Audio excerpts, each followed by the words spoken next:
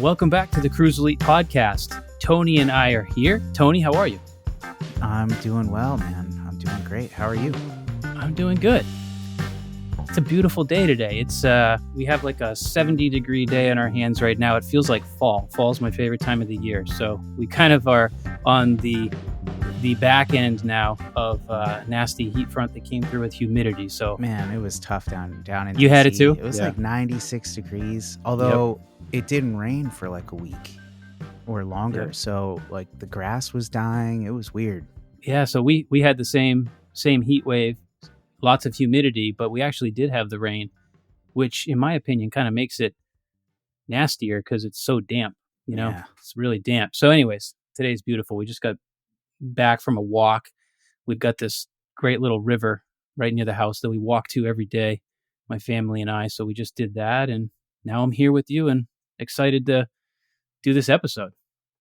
Yeah. Before we dive in, I saw a post from Instagram from you, and you were basically saying how the fly fishing has been really good lately. Yeah. Why is that? Like what makes it better?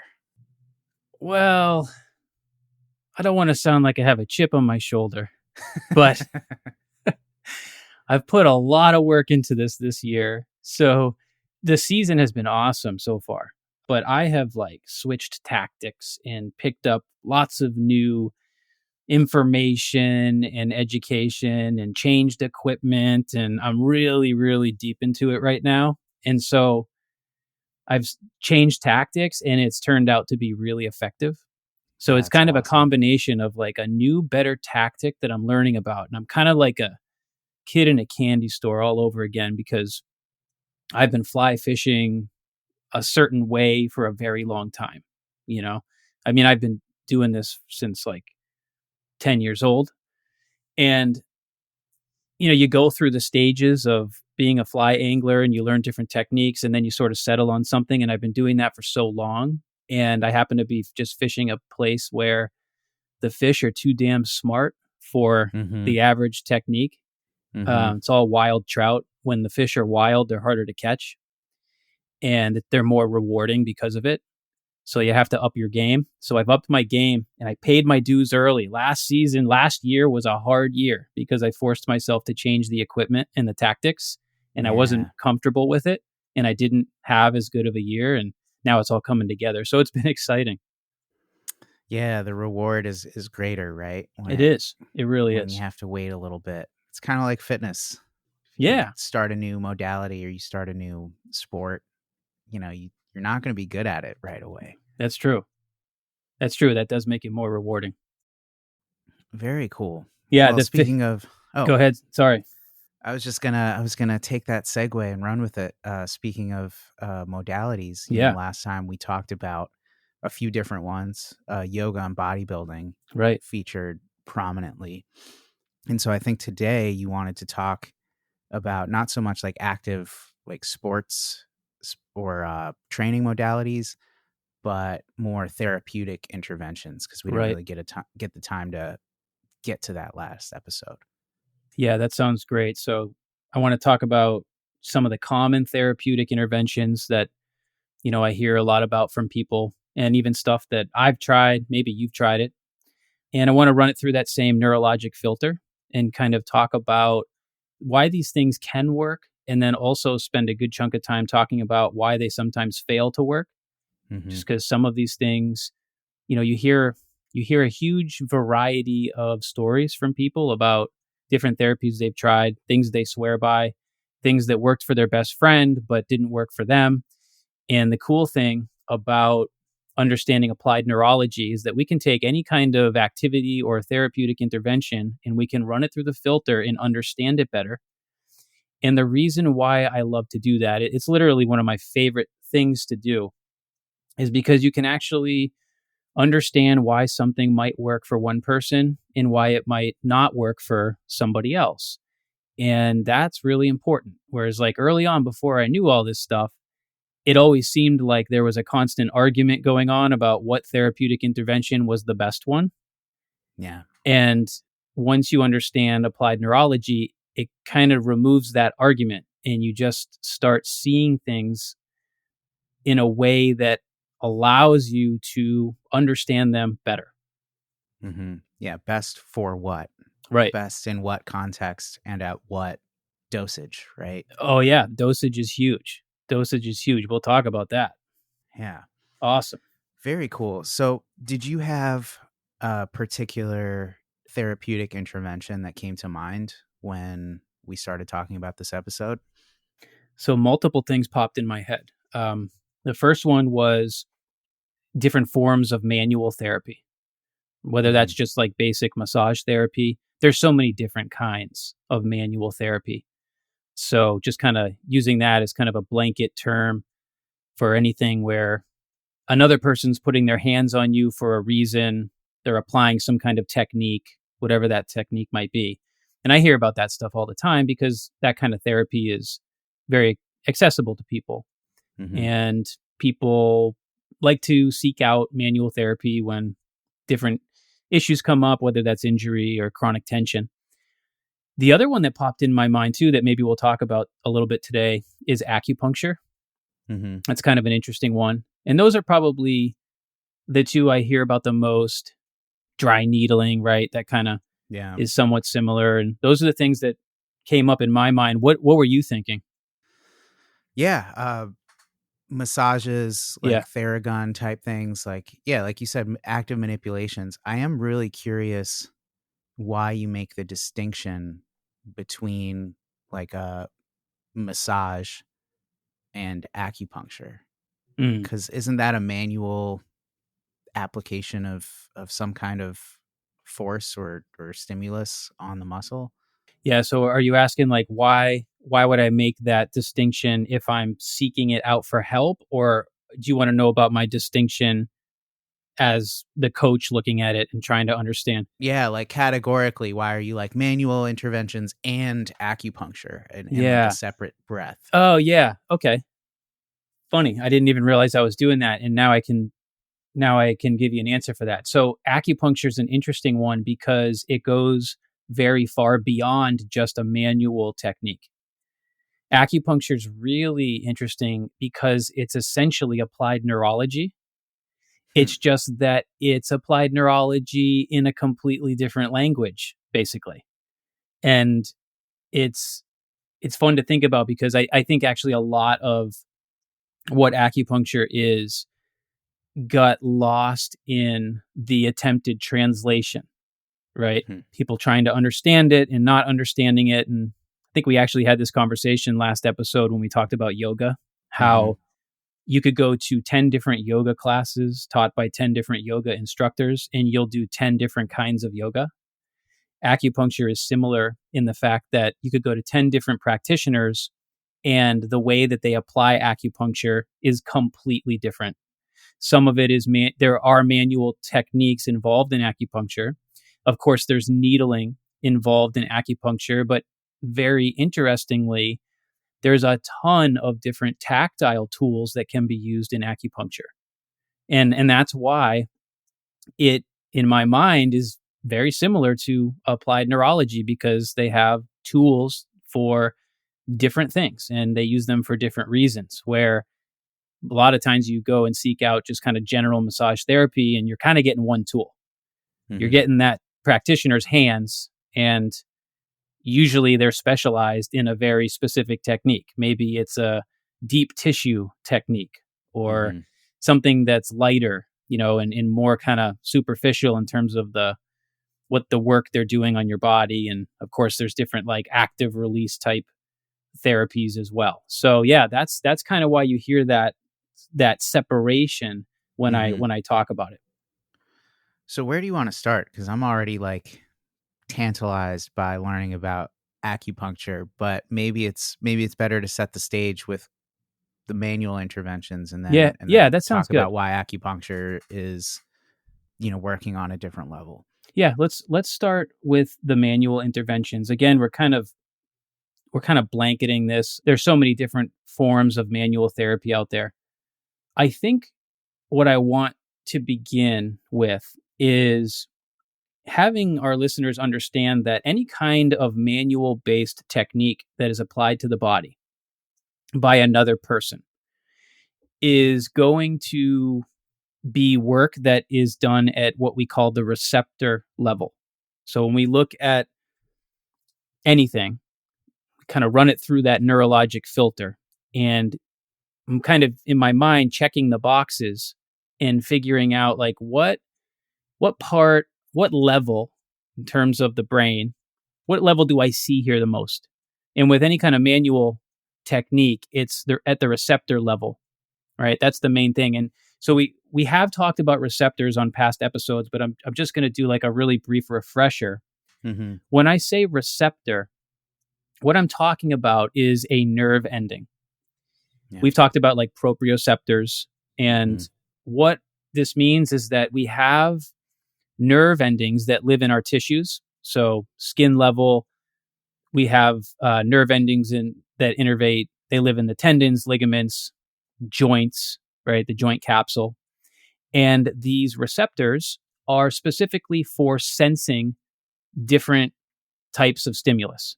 So, for example, proprioceptors are going to be picking up information on mechanical force, right? So when we move and there's different force put on our muscles and our joints, whether that's torsional force, whether that's muscle stretch, or whether that's force put on a joint or ligaments, all these little receptors become sensitized and they send that information somewhere. So that information goes back to the spinal cord and eventually makes its way back to the brain for interpretation. And so this is a big, we could have a whole episode on this, and it's honestly the type of receptor is what's interesting here, but without going too far in the weeds and starting to like name all these things and their funky names, here's what you need to know. There are several different kinds of receptors. And to activate those receptors, you would do so with a very specific stimulus. So for example, you have receptors that mainly sense vibration. Okay. And that would be like different levels of vibration, like hertz. So like different frequencies. Now you're speaking my language. Yeah. So certain vibration receptors will be able to pick up a lower frequency versus others that would be able to sense a higher frequency. And we also have receptors that are able to sense like pressure and stretch of our muscles and stretch of our skin, and maybe torsional force, traction of the skin, stuff like that. But we also have receptors that give us information about temperature, whether something's cold, whether something's warm. We have receptors that are able to measure whether something is potentially threatening, right? We have nociceptors, which are essentially threat receptors. We have receptors that can pick up the difference between something being sharp when it's on our skin versus dull. And so we use these receptors to navigate the world. It's one of our many senses that helps us move through the world. If you're out for a walk, right? So here's when I notice receptors, right? I'm outside of my house. We live on a dirt road. And my daughter and I will be out there playing and stuff, and we're both barefoot. And, one moment I'm stepping on a pebble and saying, ow. And the next moment I'm stepping on, sand and it feels good. Right. And then the next moment we're in the grass and there's condensation on the grass. And now I'm feeling, the dampness of that. I'm feeling the light touch against my skin from the grass, and all the different receptors in my feet are telling me about the environment. And that's how I want listeners to start to think about receptors, because we have this sense that allows us to navigate the world, hopefully most accurately, if these receptors are doing their job well. And if your brain is doing its job well in terms of the interpretation of things, because how I interpret stepping on a sharp stone might be different from how you interpret it, right? And of course, we can have receptors that are very well trained. They're very fine-tuned at doing their job, versus receptors that might not do their job well because they they've kind of become lazy from Mhm. maybe disuse, right? The difference Yeah. between somebody who's worn conventional footwear their whole life, tight shoes, they're not going to have as smart a feet as someone who's had more barefoot exposure to different surfaces, different terrains. They have the ability to feel things more accurately, right? So, what we're able to accomplish with these receptors is trainable. And anything that's trainable, what that means is that you can improve the skill, but you can Mhm. also lose it from disuse. Mhm. Now, let's circle back here. We understand receptors now. We'll circle back to the manual therapies. So, manual therapy is a receptor based therapy, meaning, just generally speaking, if you're seeking out manual therapy, you go see a practitioner, they put you on a table, maybe you get a massage, or maybe you have someone do some manual work on one of your limbs because you have chronic tension or you're rehabbing an injury, whatever the case might be. When they put their hands on you and they apply touch, it now comes down to what kind of touch. It comes down to a lot of things, right? But as far as the receptor part of this goes, deep pressure is going to be different from a light pressure. A traction technique where someone takes the skin and stretches it and holds that stretch is going to be different, right, from another form of manual therapy. Some people talk about deep tissue massage, right? Oh, I swear by deep tissue massage. When the therapist digs their elbow into my hamstrings, man, it kills me and I almost cry, but when I leave, I feel better. And then you hear from somebody else, I did that deep tissue thing that my friend said helped them. And not only did it hurt, but I felt worse the next day. Right. And Mhm. so you see different responses happening to these different forms of stimulus applied with these tactile interventions. And the response is different because everybody's different. It kind of brings Mhm. us back to our, why we assess and we reassess. So manual therapy is a receptor based therapy. And there's a ton of factors that go into it because not everybody responds equally to the same stimulus, and not everybody has the same needs. Right. Okay. And you know what? I have a cool story to tell because, and I thought about this the other day and I was like, man, I need to remember this. I'm glad I did because it kind of fits here. So, about, I want to say 6 or 7 years ago, I was working one on one with a yoga instructor who had a history of pretty significant back pain. And they ended up having a spinal surgery Mm. as a young person, too.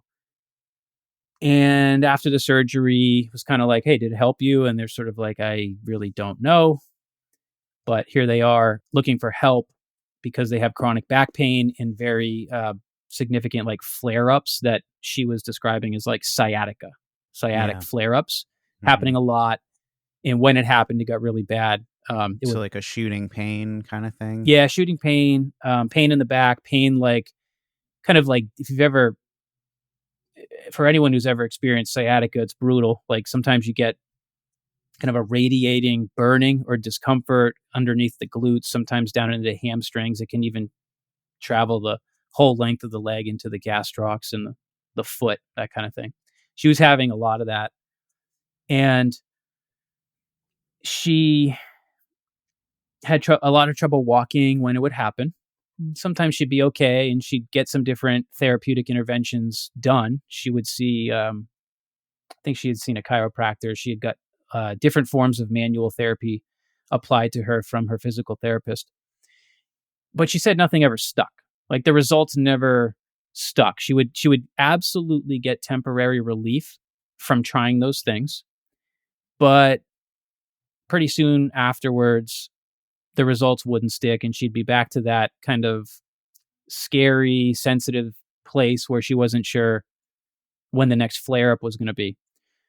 So she came in and we kind of started the eval process and we took a history. And one of the things she told me is she's a yoga instructor. So it really bothered her that she could not really do the positions and the poses that her class was doing. So that really bothered her. and she had lost the ability to even bend over and touch the floor, Oh no. like a forward folding motion, Yeah. because she had become so flexion intolerant just from that threat. So I kind of took note of that because I was like, oh, okay, so there's an important goal for this person. And we did a health history, and I was asking her about her life and like when this thing flared up and when it was better and what things helped and what things didn't, because I'm running these things through the same filter we're talking about today with looking at these different interventions. And one of the things that she said was so interesting. She said she took the subway to work every day, and for whatever reason, every time after riding the subway, she felt like crap, and she would have a really hard time walking afterwards.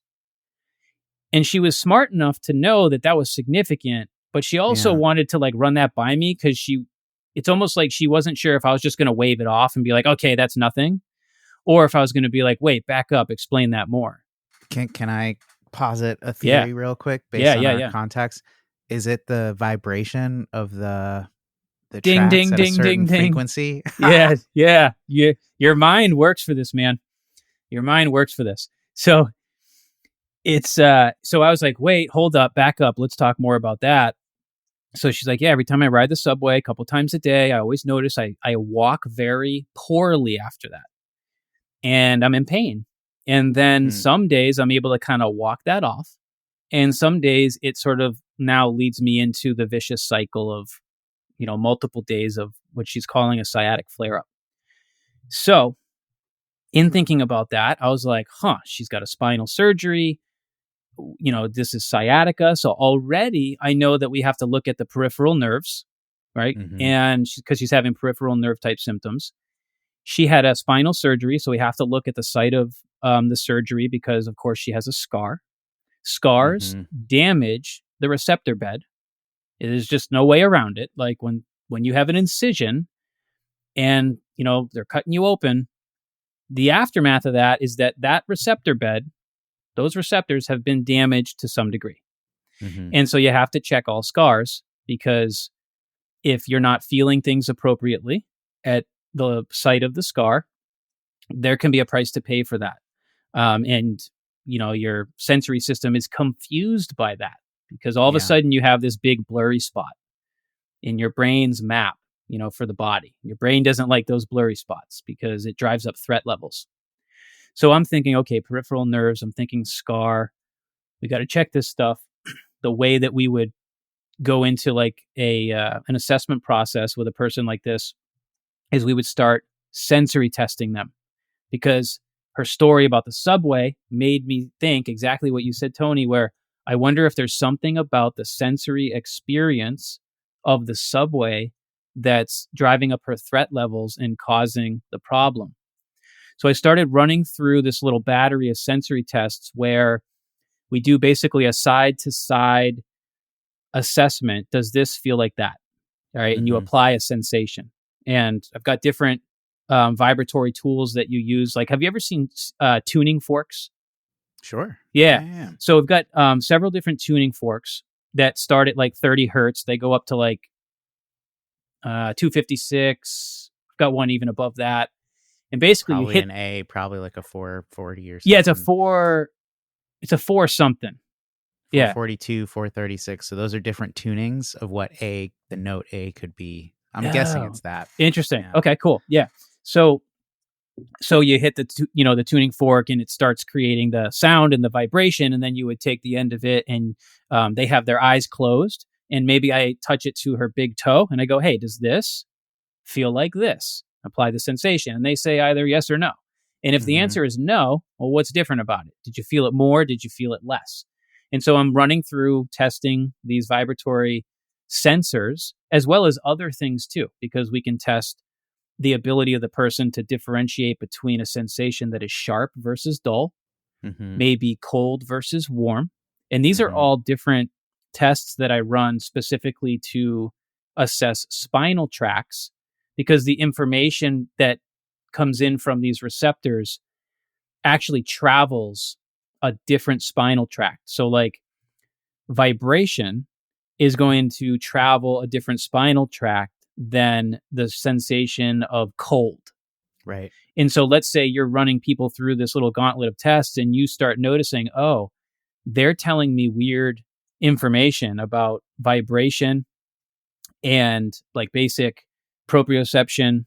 So we do something called a 2-point discrimination test where you, Yeah. Is it 1 point or two? yep, exactly. Yeah. So you touch a person in kind of a small area, like within a radius, and you touch them with either 2 points at the same time. You can literally do this with your hand. That's how I do it just to be Mm-hmm. fast. You touch them with 2 points either at the same time or 1 point. And it's their job to say 2 or 1. And you'd be amazed how many people get confused as those 2 points get closer to one another. All of a Mm-hmm. sudden, they start thinking it's 1 point. And so you're testing the skill of the person to identify 2 points or 1 point. So let's say you're running people through this test and you start noticing they're telling you strange information, inaccurate. That's the key. Inaccurate information about vibration and 2-point discrimination, but they're telling you very accurate information about cold sensation or sharp sensation. You now have massive information on what might be going wrong, what kind of receptors, but also what part of the spinal cord based on where this information travels. And as we talked about in past episodes, any kind of incoming information that makes its way to the spinal cord eventually is going to continue to the brain. Mm-hmm. And it does that taking different roads, Yeah. right? Those are our pathways. So for me, like the spinal cord is like a big highway with Yes. different lanes. And then once it gets up to the brain, it's sort of, there's a lot of exits. And it's like, where are we getting off the highway in the brain? Right? Exactly. It's a great way to describe it. It's like a super highway. Where are we getting off? Those are the different pathways. And with applied neurology, based on where pathways live or cross in the brain, particularly at the brainstem level, you can do stuff with that information because things that wire together fire together is one of the sayings. So if someone has a difficult time feeling a specific sensation and you know that that pathway is next to a specific cranial nerve in the brainstem, you can now activate a certain cranial nerve to help that pathway understand the missing sensation. So it's like you're using something they already have function over to help clarify the brain's understanding of the thing that's not working well. That's like the art of it. So, for example, I don't know if this is actually the practical application, but in theory, you might be able to use cold on the big toe in conjunction with the vibration to help the spine transmit both signals. Totally, yeah. So that's something. So applying dual sensations is actually sometimes a very good tool. So 2 different sensations at the same time. That's one way of doing it. Another example would be if they're not feeling vibration accurately, you can look at where the pathway crosses in the brainstem and you can activate other things like cranial nerves. So I could have a person potentially do some humming at the same time as trying to feel the missing sensation.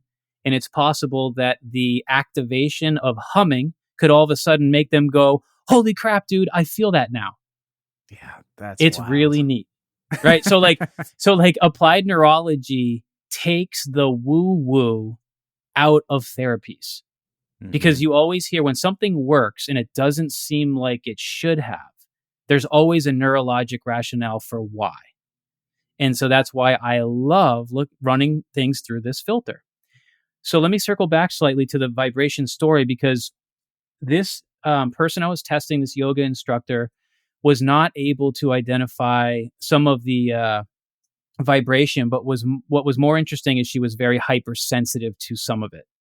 I forget what the frequency was, but anytime we put a certain hertz of vibration near her lower back, particularly near that old surgical scar, she actually immediately felt a buildup of tension down her leg, and it really elevated her threat levels very quickly. It was a pretty unusual response. to something that shouldn't have been so sensitive. And so So that's when part I of started why, realizing it was a subway. yeah, part of why I jumped on that as a potential theory is occasionally if I'm using like a beard trimmer or if I'm like using a lawnmower with a motor, Mm-hmm. I get like a tingling carpal tunnel sensation in my wrists from the Interesting. vibration or carrying a, one of those roller suitcases. Yeah. Occasionally on a certain floor, it'll vibrate and my wrists will get like really tingly and uncomfortable. And Interesting. so it's something I've experienced. So I don't know Oh, how many interesting. listeners have Yeah. experienced something like that, but Yeah. So maybe you have kind of a hypersensitivity. Yeah, that's interesting. So she was getting a hypersensitive response to a certain frequency of vibration. That's when I really started putting it together that it was probably the subway that was eliciting that threat response. And that's why after riding the subway, she'd be in pain and she would have trouble walking. So kind of fast forward here, we took that information, we used it, we started applying different sensory tools, we started doing proprioceptive work, we started doing sensory work around the skin area of the scar so that she could feel things more accurately. She put in the work, she did the work, the result was great, but even just after the first session, applying different forms of sensory stimulus around this area, her brain started to learn and gain some clarity that was missing. mm-hmm. Because what happens with the brain is that when your receptors or the peripheral nerve or the spinal cord or the brain, right? We don't know where the problem is necessarily because there could be Mm-hmm. a problem anywhere within those levels. Mm-hmm. But when that problem exists, the brain does not like that because now your brain does not feel safe because that sense is not working optimally. Yeah. And because everything is about safety and prediction, that becomes a driver of perceived threat. And so what we had to do was train her so that her brain no longer perceived vibration as threatening. But after that first session, she was able to put her palms on the floor and she was like emotional about it Yeah. because this is something that really bothered her as a yoga instructor, and just giving her the applied sensations with some good proprioceptive work, learning how to move her lumbar spine again around the surgical site. We did some pelvic mobility. We did some lumbar mobility. We did some neuromechanics, right? Some nerve glides for the sciatic nerve. We did some tensioning. We did some slacking, right? There's ways to work with the nerve. So we worked on this problem at the spinal cord level. We worked on it at the peripheral nerve level, and we worked on it at the receptor level from applying the actual stimulus. And then eventually we had to work on it at the interpretation level because we needed her brain to be able to understand the information clearly. And interestingly enough, we did that through vision work because your eyes are such a good way to affect the brain at the cortical level. Yeah. Right. So you Neural kind of like, hierarchy, right? yeah. So you don't necessarily know exactly where that problem might exist, but you kind of got to follow the clues and do work at the different levels to try to resolve it. So that's kind of a cool story about how receptors matter. Now here's the thing. I would have never been able to help her in the first generation of my career. Never. Mm-hmm. Because Mm-hmm. she would have come in, she would have told me the issue. I would have been like, we need mobility work, or maybe you have weak hamstrings and glutes, right? And we need to strengthen them. But the whole time, as we'd be doing that, we would not be addressing the sensory deficit. And so that's actually one of the key things that's missing from most rehabilitation is Yeah. the sensory part. Yeah. Yeah. That was actually going to be one of my broader questions at the end of this series was like, so what is neuroscience getting that these other modalities aren't? And it's Right. that sensory deficit. Yeah. Yeah. Sensory it's just such a huge part of, and I'm saying I'm in this context, I'm talking about the sensory system in terms of how we feel things, Mm-hmm. right? Because there's lots of different sensory systems, right, that make Right. up our how we help us move and how we interpret the world, but we're talking sensory system at the skin level. Yeah. And that's just such a big one. But here's the thing. But it does apply to the visual system. A visual deficit Yep, or a vestibular deficit could cause problems too, right? So totally. that's still a sensory deficit, right? You got it. You got it. If you have a problem with your eyes, you have a problem with your inner ear, we're still calling them sensory deficits. That's right.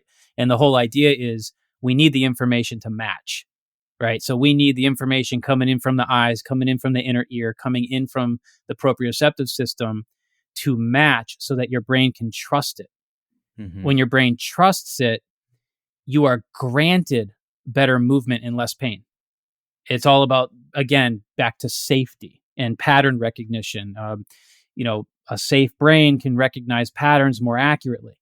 And a brain that doesn't feel safe is just going to elevate its threat levels because that's a protective mechanism, Mm-hmm. right? That's to keep you safe. So the question with pain and limitations is always, in my mind, why is this protective output happening? Right? Yeah. The girl that I was talking about, why is her nervous system's response to riding the subway? Why is her nervous system and brain trying to protect her with that? And we got to figure out why. So that's we kind of veered off of this manual therapy thing, but that's important story to listen to because it really helps you understand receptors, right? Yeah. And how we can test the different sensations and that kind of thing. Yeah, no, it's super fascinating. And yeah, as a follow-up, I was going to ask, so when like a manual intervention, like a trigger point Mm-hmm. massage, for example, you have like a knot in your, for me, it was in my calf, and Mm-hmm. they really, really work it out. And then all of a sudden I'm granted more movement capability after an injury. How is that working at the receptor level? What's happening there? Yeah. What's going on? Yeah. So generally, when people call like muscle tension a knot, you're Mm-hmm. basically dealing with like a specific area that there's like an imbalance of muscle tone. So think about Mm-hmm. muscle tone as like the level of tension that's being held in the muscle. Yeah, it's just squeezing harder. Yeah, like it's extra facilitated in those areas, and so you might have a very specific spot where it feels tighter. Like you could take one muscle, like your calf, and it might feel really tight and rigid in one spot, but more supple in another Mm-hmm. spot. Mm-hmm. And that's kind of a difference in tone because we have muscle fibers, and those fibers can hold a different resting tone. So when you get a muscle knot, right? And there's some people will be upset that I use the word knot because there's this whole thing where people are like, don't say knot because it's not true. And it's like, well, whatever. It's just language so that people can understand what we're feeling and describing. In your defense, I did use the word, so Yeah. you can direct your online ire to me.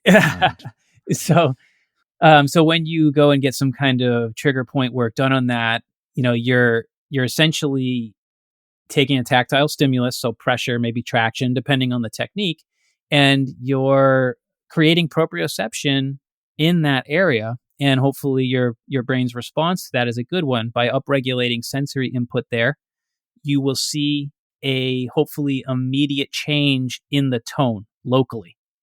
And that's pretty common with tactile work. Like people have been pushing on bodies for thousands of years because it works. Mm-hmm. And so when you press on the skin, mm-hmm. depending on what, pressing hard or lightly or whatever, there is always a response. Always, 100% of the time, there's an outcome to that. It's all based on how your brain's perceiving it. So, this is where it gets interesting because the type of stimulus matters, right? It really matters. So, some therapists will use a very light touch. And I've experienced manual therapy that is so light that if you don't know much about it, mm-hmm. you will think it's potential voodoo or just woo-woo crap that can't work.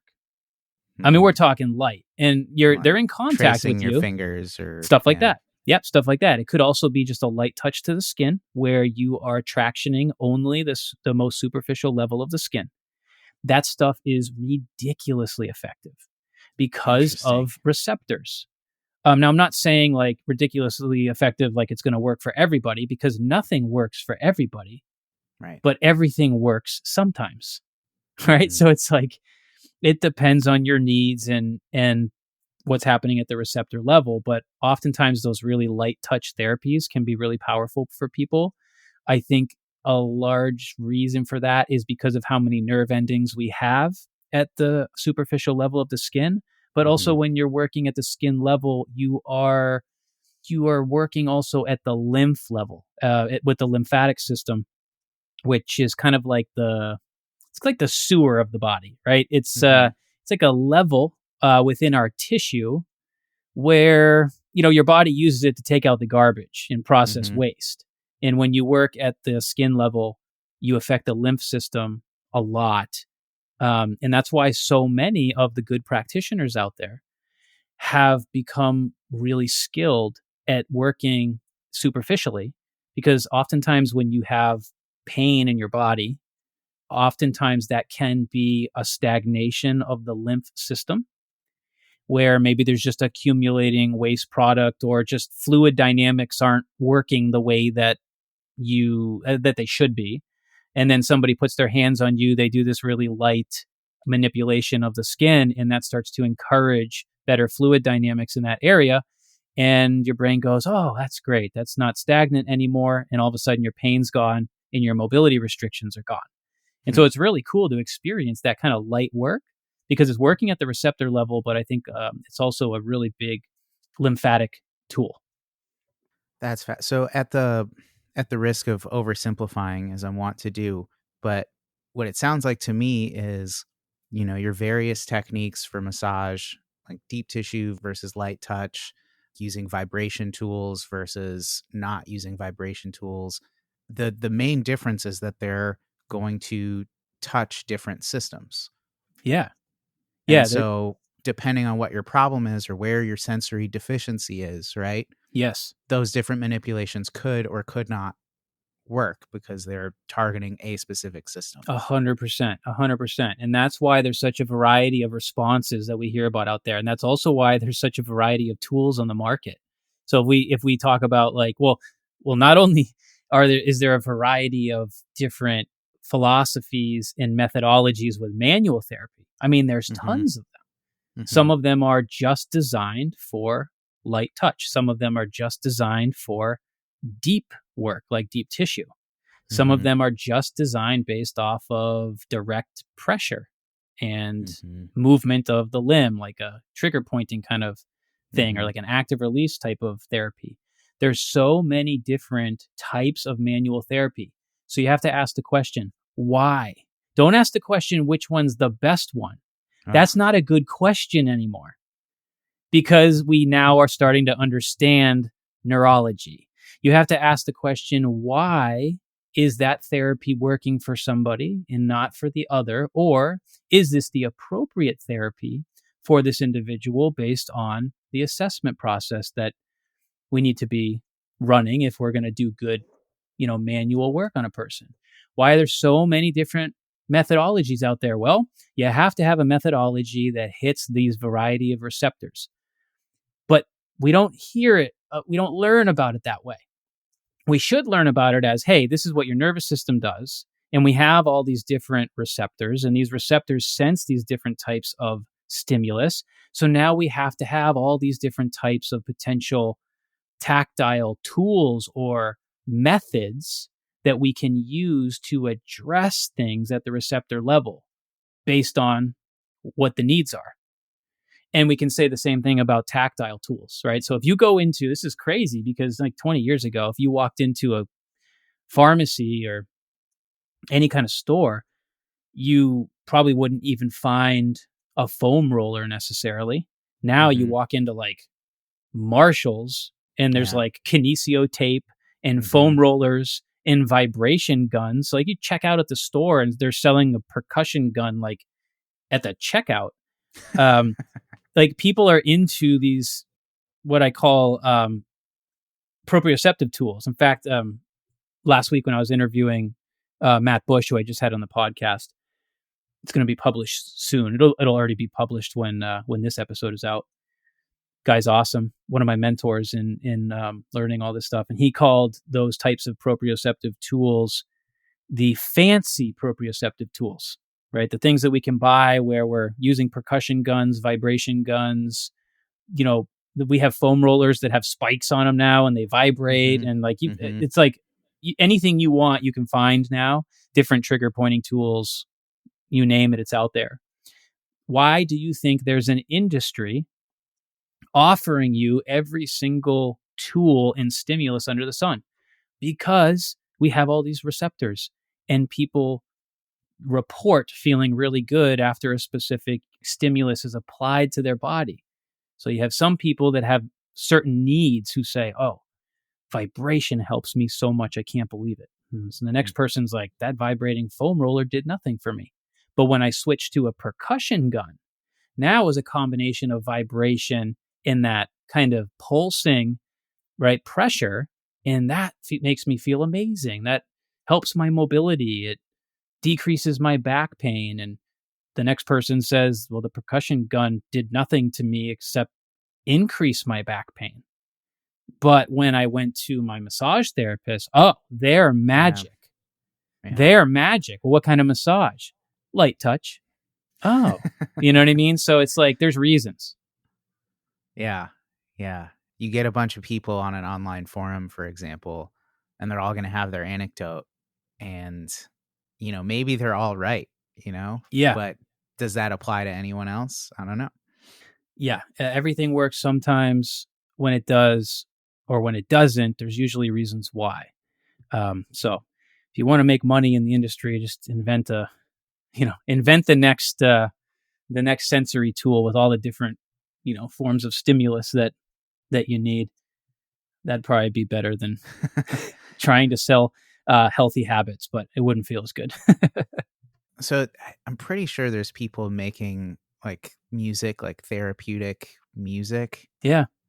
Yeah, we should look into that. See, we should. I don't know a ton. I don't know a ton about that, but it's funny. One of my best friends is always telling me that when he listens to this music that he finds on YouTube at a specific hertz, it knocks him out, and he can take a nap. Like within like 2 minutes, he just closes his eyes. He's deeply asleep, and supposedly it's the same wavelength as certain brain wavelength that. Yep. Yeah, I haven't looked into it, but I'm sure you would be fascinated by that, and maybe you can learn about that and tell me about it, because I don't know a ton about it, but I understand, things at the receptor level and how sound at a certain frequency could be really powerful, and maybe the wrong stimulus could be really powerful in a potentially dangerous way. So I'll give you one little fact that may or may not be helpful in your practice. I'm not sure. But, you have those tuning forks at specific frequencies. Right. When you double that frequency, it's what's called an octave. So it's the same note, but higher up.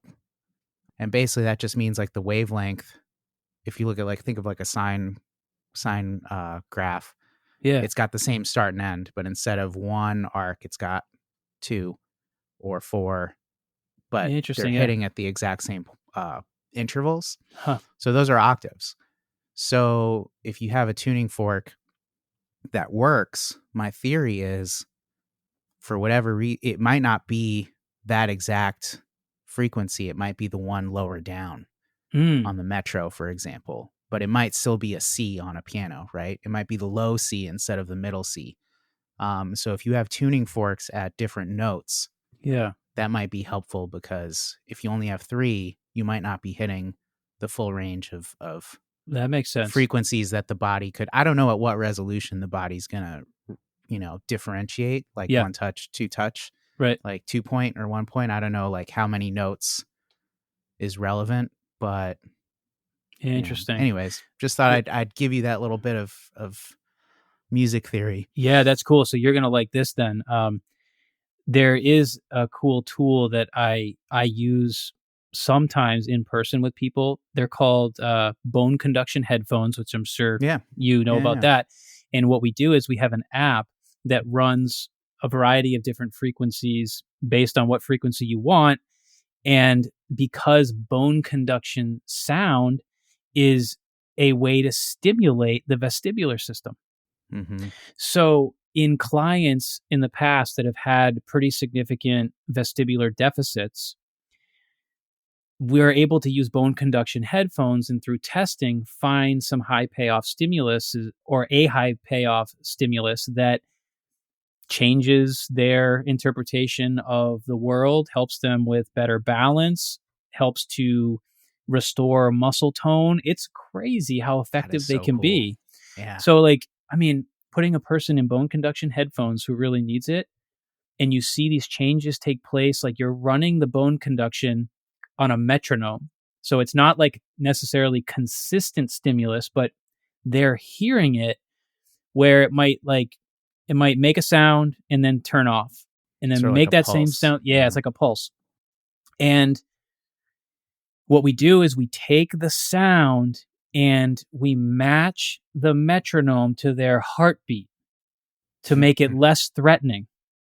Okay? This is crazy to see in person. When somebody really needs this, you put the bone conduction headphones on them, you put the frequency on, you match it to their heart rate. They put them on. Within 5 seconds, they look up and smile at you and they're like, this is incredible.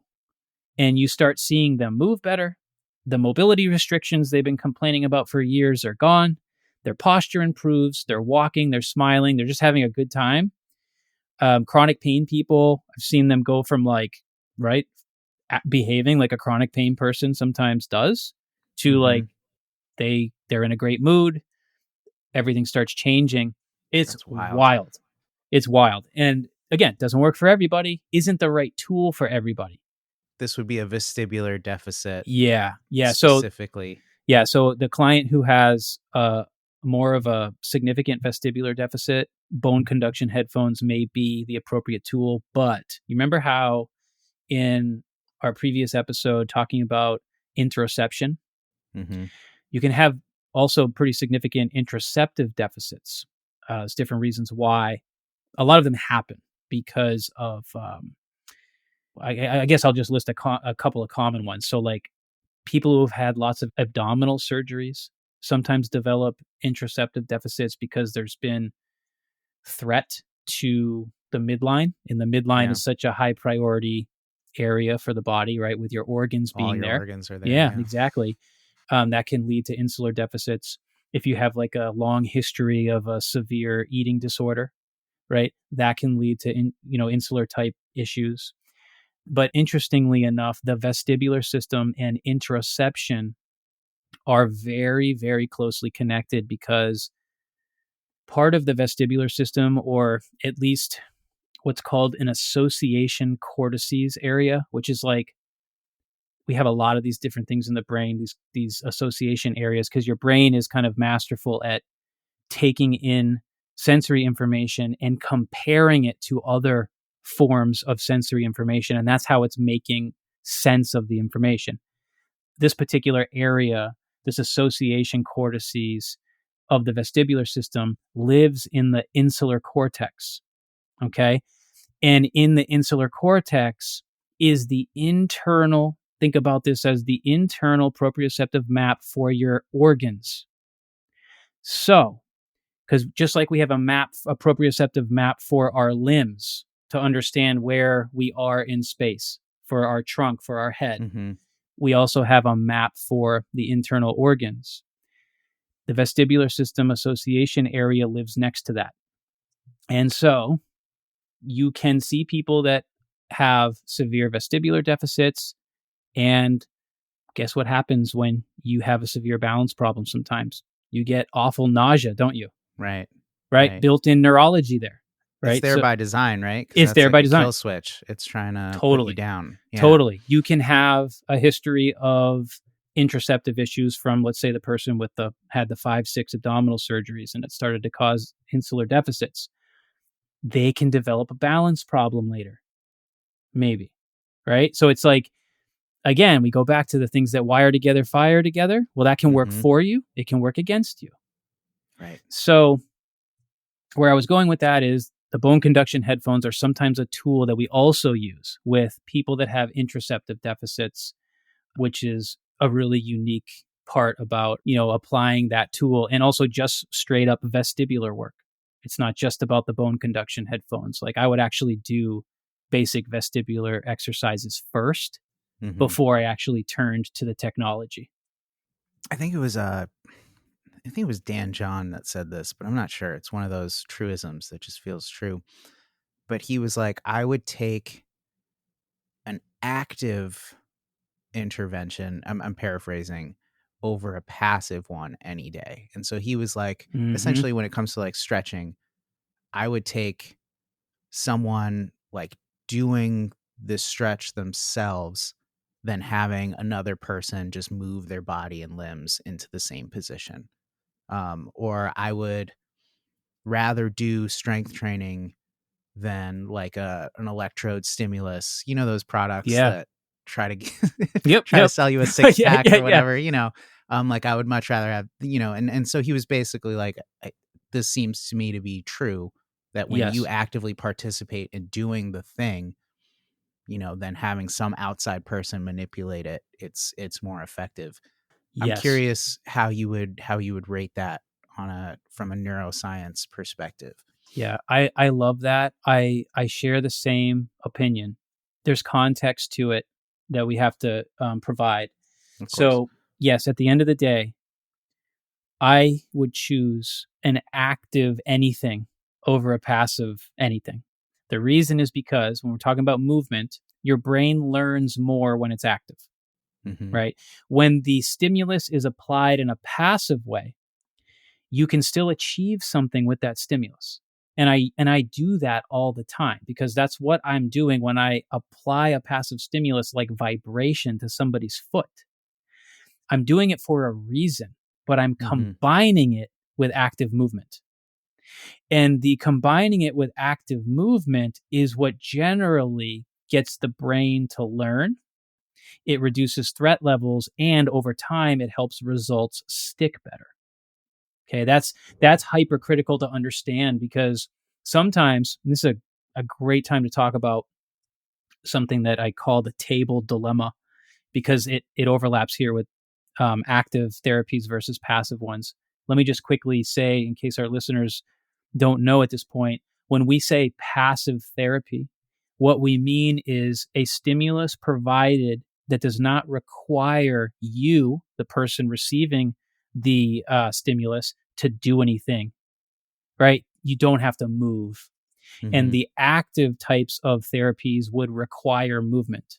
So like when you do one of our joint mobilizations in our mobility program, that's you creating the movement and training your motor control. But when you just hold a percussion gun on your calf muscle, you are now creating a passive stimulus, and you're not necessarily moving while you do it. You're just sensing the stimulus. Okay. Very different things, both very applicable, but I do agree that the active forms of therapy or movement generally provide us the best result, and they provide the longest lasting result. Okay. So this is, let me talk about the table dilemma, because since we have been focusing on manual therapy, this is really important.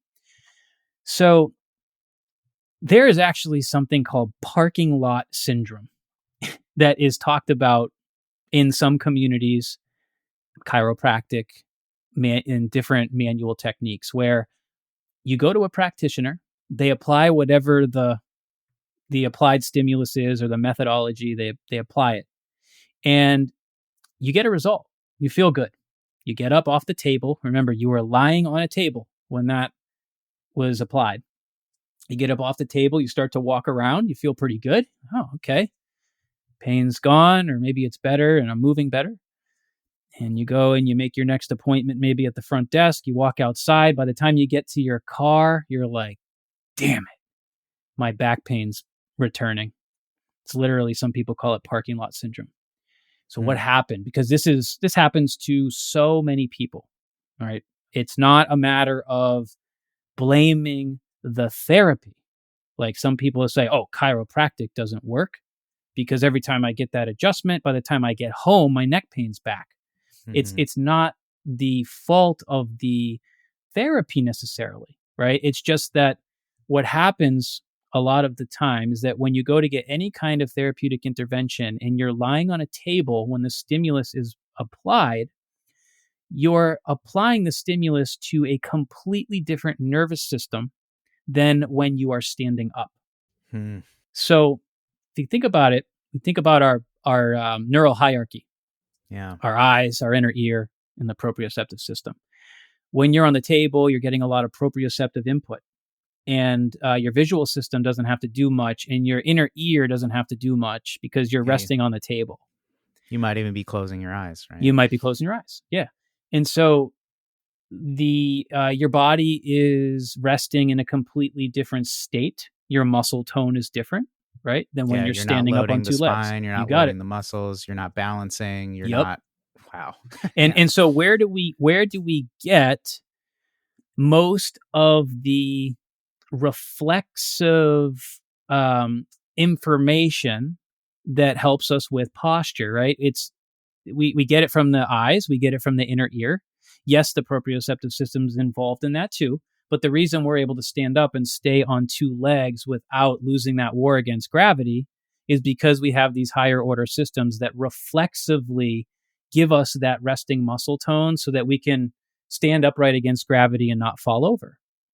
Well, when you're laying on a table and practitioners applying the stimulus, that's a completely different nervous system than when you get up in 5 minutes and start walking around. As soon as you get up, your vestibular system kicks in and has to start doing what it does.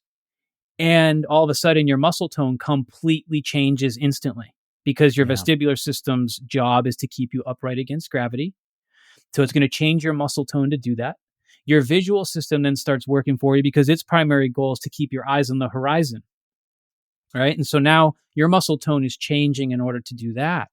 And as you're walking, your proprioceptive system is also sensing all these different changes happening at the receptor level.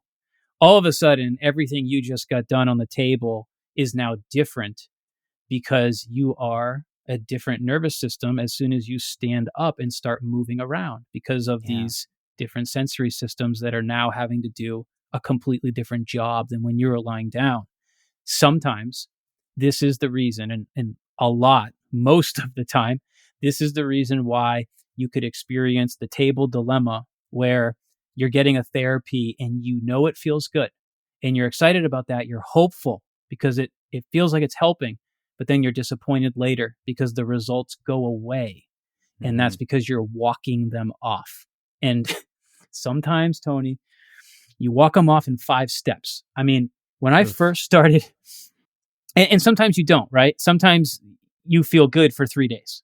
Yeah. Okay. Like it can so, and again, I'm not saying that any kind of table therapy is necessarily bad or wrong or anything like that, because it's a tool and it can help a person.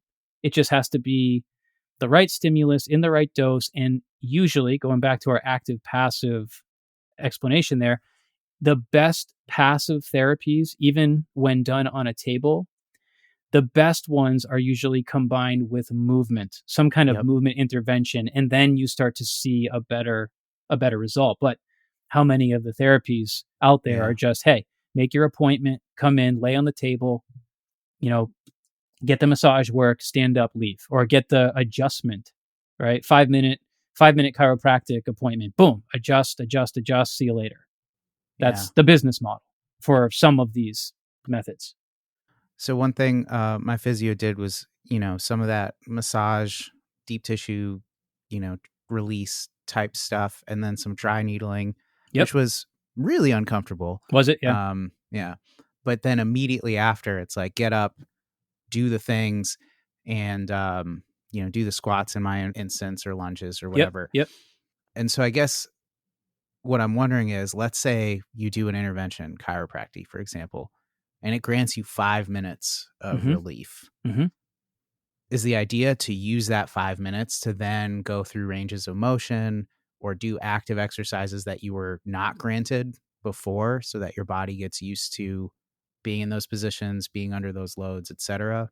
Like, is that a Yeah, way to catapult your success in the right direction? absolutely. And that's the first piece of advice that I give to anybody who's using some kind of tactile tool on their body as well.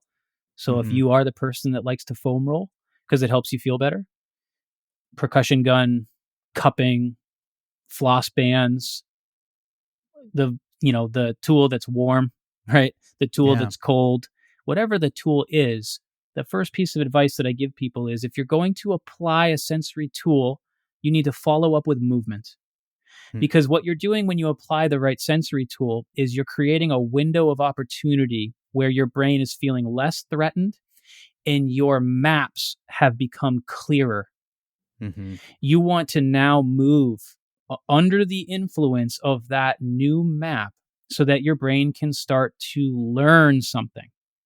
And when you combine those passive types of treatments with the active ones, now you generally start to see that people are getting better results and those results are becoming longer lasting. Still has to be the right sensory stimulus, still has to be the right location of the body, still has to be the right dosage, right? There's other factors, but you are going to up your game immediately just by following up any kind of sensory work that you're doing with movement. Or if you're getting some kind of passive therapy done on a table, doing your rehab exercises or your training afterwards could be something that is very helpful, that helps you create longer lasting results. Yeah. Early on in kind of the first part of my just getting into applied neurology, learning about different things, I got involved in this whole system of like muscle testing. And you would Hmm. use the muscle tests as like a diagnostic tool to figure out what kind of relationships in the body, might be causing dysfunction. Like, hey, is this muscle tight? Is this one weak? Do we have to release that and strengthen this? And it ended up being a massive rabbit hole because the nervous system is much more complicated than, Yeah. hey, release your hamstring and activate your glute. It's like you Yeah. can only hand out so many exercise protocols of release the hamstring, activate the glute, and then see it not stick before you go, oh, there must be more to this. Mm-hmm. Well, I used to muscle test people lying down on the table because that's how they taught us to do it. And so you do the muscle tests and they might, they fail the first, whatever, they fail a test, and then you do some kind of correction, whether it's movement based or some sort of sensory whatever. If you're a manual therapist, maybe you do a release of some kind on the muscle, and then you follow up with a corrective exercise. The goal being you want them to now pass the muscle test. And so I got really good at it because I put a lot of time into it because it made sense to me at the time. I was like, oh, if they fail this muscle test, I now have to do something with my Mm-hmm. skills and then recheck. And if they pass the muscle test, I did my job. Yeah. And that's where I was at that point in my career. And then, like I said, it turned into a rabbit hole because what would happen is test them, they're weak, do the intervention, they're now strong. Awesome. Stand them up. They walk over to the door, put their shoes back on, come back. Hey, can I test you again and see if you held that result? They go back on the table and now they're weak. Hmm. And it's like, what the heck? And because I wanted to help people. I wanted to get good at this craft and use these tools. But what was happening is when I would recheck people after kind of their entry back into real life movement, literally walking across the room and coming back, they would be failing the test. And so the results were being walked off within a matter of seconds. And Yeah. that really haunted me and sent me further down the continued education road because there was more to learn about the nervous system. It was more complex. And, here I am now. And my gosh, there's still so much to learn. But understanding the nervous system, the different levels that we can work at, with the brain, particularly this receptor one that we've been discussing and how important it is. I mean, understanding that is huge. It really is. Yeah. One more quick table anecdote for my Yeah. knee injury, because that's like the breadth of my experience in this Mm-hmm. in these realms here. Mm-hmm. I went to the orthopedist to get it assessed, right? Yeah. Because we weren't sure, was it torn? Was it partially torn? Was it Yeah. just strained? And they had me on the table, and there was the guy that was like, he was a orthopedist, but he was new. Is that the right word? Orthopedist? Orthopedist, I think. Is that Ortho. right? Okay. I always Yeah. just say ortho. I'm not sure. Ortho. Yeah. The Yeah. ortho. Um, he was the new guy, and he had me lie down on a table, and he was doing some manipulations where he would like push my knee up towards my chest Yep. and kind of wobble it from side to side. And he was like, does this hurt? Does this hurt? Change my ankle position. Does this hurt? And nothing hurt. But at the time, it was like if I tried to lower myself in a squat below, like to sit down, like, or to Mm-hmm. stand up even below 90 degrees, like it would just shooting pain, like Mm-hmm. almost knock me to the ground. And I was like, dude, I promise you, like something's wrong. But he Yeah. couldn't get me to feel pain on my back on the table with his assessments. And he brought the veteran, and she did the same thing. And she was like, does this hurt? Does this hurt? Okay, well, I don't think it's that serious, which may be true.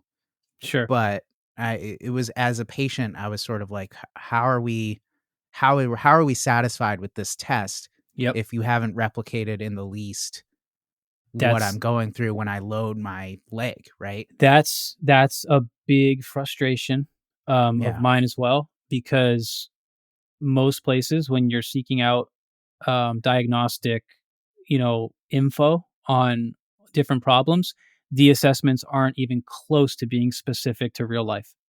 Yeah. And that's why we have to be specific in our way of assessing people.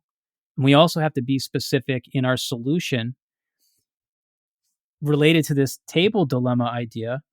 What this has encouraged me to do over the years is all of my specific mobility work standing up and all of my tactile work standing up. So like when I was telling the story about the yoga instructor with the scar on her lower back, we Mm-hmm. worked on that scar. We just did it in a standing position, Mm-hmm. because now I'm addressing things at the receptor level or the peripheral nerve level, right, or the spinal cord level in relationship to gravity, the way that we want her to experience the world, right? Because she's talking about, hey, when I'm standing up and I'm on that subway, right, that's when things go wrong for me. So I can't put her on a table necessarily and do that same stuff and call it specific, because it's no longer that specific to how she wants to be able to use her Yeah. body. So that's a big frustration. And like, if your mind doesn't work that way, you don't know. You're like, oh, I'm at the doctor, I'm getting my exam, they're moving my knee around, they say everything's Mm-hmm. fine, I guess. You just happen to think that way, which is great. But what you're bringing up is a massive problem Yeah. in terms of, how, well, the experience that most people have when they start to seek out help with injuries. Yeah. Yeah. I can only imagine. Let me ask you this. Is Yeah, there ever a situation where maybe someone's experiencing pain or dysfunction of some kind in a lying down position as opposed to a standing or active one? Is there ever a situation where you would take that specificity and flip it to a non standing position? totally. Totally. Yeah. Positional pain is really a big, it's a key finding. So, like, if you want to be a good practitioner and you're taking a history, you have to ask people about positions, because you can have positional sensitivity. Some people talk about, like, hey, my back doesn't hurt until I lay down in bed. It's Mm, like, well, what's happening when you lay down in bed? I once had a young athlete I was working with, and her knee pain would happen when she was lying down for a long period of time, and she would stand up, and as she was standing up, the knee pain would get really bad, and then it would kind of peter out over time. And interesting. man, I took her through a gauntlet of assessments. I'm like, what is going on here? And I was stumped for a little bit, and I was like, all right, so there's obviously something specific going on here. And I kind of was thinking more proprioceptive system first. Then I was thinking, okay, let's shift to like peripheral nerves. And we did some work and we got some small results, but it wasn't satisfying enough. What about And vestibular from like the change in oh, dude, you got to the change change. in up and down? You got to get into this, man. You got to get into this. So I'm racking my brain trying to figure this out. And I'm like, all right, I'm going to take a history again. I do that a lot. So like, I'll take a history and then I'll try not to like get, it can go for a while. And so I'm sensitive to that. And then I'm like, all right, I can always check in again if I need more information. Start taking a history. I already knew that she had scoliosis. And oftentimes with scoliosis, you do have some inner ear deficits due to sensory mismatch. Sometimes the sensory mismatch is the reason why the scoliosis developed in the first place. So I start going through that in my head. And oddly enough, this was a good athlete, and she actually was acing my vestibular tests. I'm like, damn, she's got great balance. Okay. And I'm going through the history, and then what I find out is she has chronically low blood pressure, which is sometimes a finding of cerebellar deficits. She had scoliosis, which is a significant midline cerebellar deficit. We talked a little bit about the cerebellum in some past episodes. It's an area of the brain that is highly involved in what we call the ABCs of movement: accuracy, balance, and coordination. Okay. Sometimes when a person has chronically low blood pressure, you can correlate that to potential cerebellar deficit. Anyways, what was happening was similar to what you just described.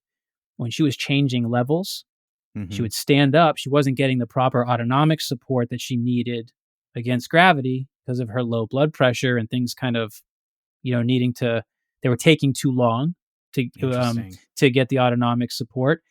And she would have really bad knee pain that like would take her off her feet basically as she was standing up, and then it would kind of peter out. So that was a pain issue relative to a positional change. And rather than like working specifically on her knee, we had to do stuff on her knee, but we also had to do stuff for her spine. We also ended up doing vestibular work for her as well, even though she had learned how to compensate really well, and she was a good athlete. But it took quite a bit of work to get this thing to almost be gone. Almost be gone. And then I want to tell you what made the pain go away, because it is hilarious. Okay. So we got this thing. It was a nasty issue, and she was happy and satisfied with where we got it. But once in a while, she'd have a little flare up, and wasn't anything like before. She would take her off her feet. She'd have to stop her workouts and literally lay on the ground. So anyways, the knee pain came back one day a little bit, and I had her do our famous knee circles, so our mobility drill, and I had her smell ammonia. Okay, so my face just was like, huh? Yeah, a little whiff of ammonia. Okay, because like it is a sensory yeah, basically a smelling salt. I just had a little vial of a few drops of ammonia in it. So like when you wave it by your nose, it's like, whoa, like yeah, it's like powerful. It's an irritant, right? But irritants, it's a sensory stimulus, and it happens to be one that is connected to trigeminal nerve. And she had a history of jaw problems. And sometimes people with scoliosis also have issues with the jaw, because like technically the whole midline is affected. So you see like misalignment in the jaw, misalignment in the cranium. And so one day, and I was spending a lot of time with this athlete because I was training her a lot. And so let me just back up slightly, because this is how I got the idea. It's hilarious. I'm going to have to tell her I talked about this on the podcast. She's going to think it's funny. We were walking one day, coming back from a workout together. We were working out together with some friends. And there was I think there was a truck, like a big work truck parked at this gas station next to where we parked. And it was giving off nasty fumes. It's like a combination of like just soot and fumes and gasoline. And she goes, "Oh, I love that smell." And I was like, "Are you crazy? Like, that is disgusting. Like, I'm trying not to breathe right now." I was like holding my breath as we walked to the car, because it felt poisonous. Well, not to her. It did not feel poisonous. She was like sniffing it in. And I was like, oh, that's nasty. And we had a good laugh. And so I remembered that. And I'm like, man, why would she like to smell that kind of irritant? And then I started thinking about the trigeminal nerve.